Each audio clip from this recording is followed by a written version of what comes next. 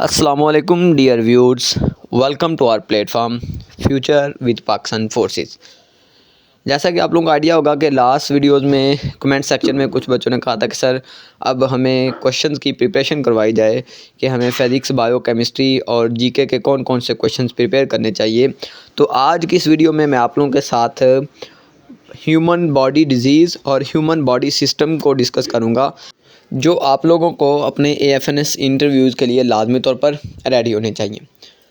जिस तरह आपको एक टर्म पता होनी चाहिए कि एनीमिया क्या है, खून की कमी होती है, ठीक है, इसको आपने प्रॉपर वे में प्रिपेयर कर लेना है।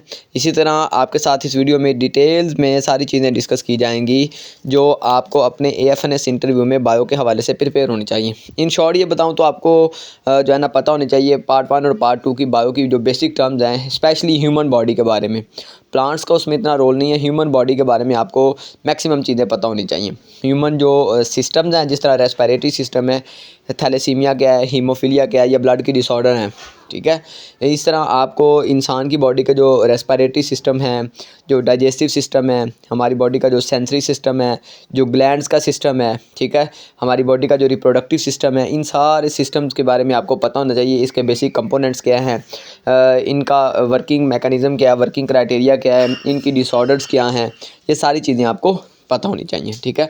तो स्टूडेंट्स, अगर आप AFNS इंटरव्यू की कंप्लीट प्रिपरेशन चाहते हैं तो हमने तकरीबन तमाम वीडियोस जो हैं वो बनाकर अपलोड कर दी हैं। AFNS के एक्सपीरियंस भी अपलोड किए हैं, उसके साथ साथ आपके पास कुछ मॉक इंटरव्यू भी अपलोड किए हैं।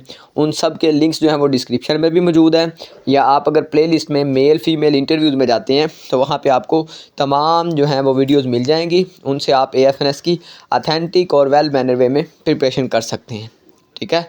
Common risk factor for developing heart disease कौन कौन से हैं? अब high blood pressure, cholesterol level का हाई हो जाना, ये आपके पास क्या हैं, ये काजेज़ हैं किसके, हार्ट डिजीज़ के। इसी तरह है जी पल्मोनरी फिब्रोसिस, ये एक लंग की डिज़ीज़ है, characterise by scarring of lung tissue, मतलब इसमें लंग्स के टिश्यू डैमेज हो जाते हैं।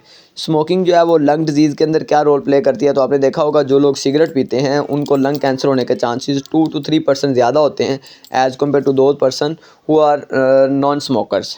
तो इस तरह आपने ये सारी चीज़ें तैयार कर लेनी है। तो मैं आप लोगों को बता रहा था कि आपने AFNS के एक्सपीरियंस अच्छे से देखने हैं।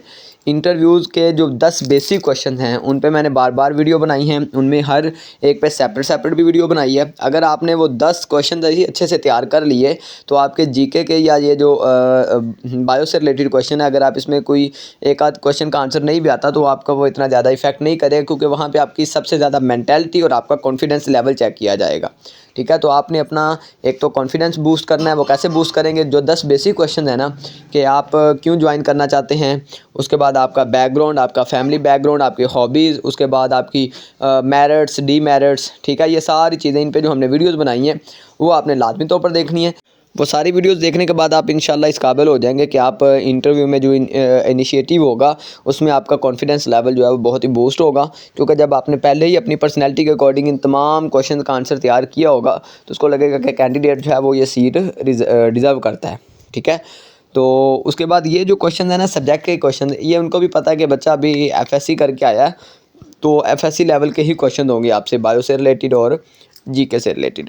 तो अगर आप चाहते हैं कि आपको इस तरह की इन्फॉर्मेटिव वीडियोस का नोटिफिकेशन मिलता रहे तो चैनल को सब्सक्राइब करें, वीडियो को मैक्सिमम बच्चों के साथ शेयर करें जो आपको लगता है जिन्होंने AFNS में अप्लाई किया था, या जिनका जो है ना आपके पास AFNS से रिलेटेड आपको आइडिया हो कि इनका टेस्ट है, तो उनके साथ आप लाजमी तौर पर शेयर करें, या जिनका आपको पता है कि इनका इंटरव्यू होना है। अब ह्यूमन सिस्टम की बात करें तो urinary system, reproductive system, respiratory system, ठीक है। इसी तरह आपकी बॉडी का जो है ना वो सेंसरी सिस्टम जो है, जिसमें नर्व्स और न्यूरॉन्स आती हैं, तो ये सारी चीज़ें आपको पता होनी चाहिए इनके बारे में। ह्यूमन बॉडी के बारे में आपको मैक्सिमम पता होना चाहिए। स्पोर्ट्स एंड मूवमेंट वाला चैप्टर आप अच्छे से करें, रिप्रोडक्शन वाला चैप्टर अच्छे से करें, ये बहुत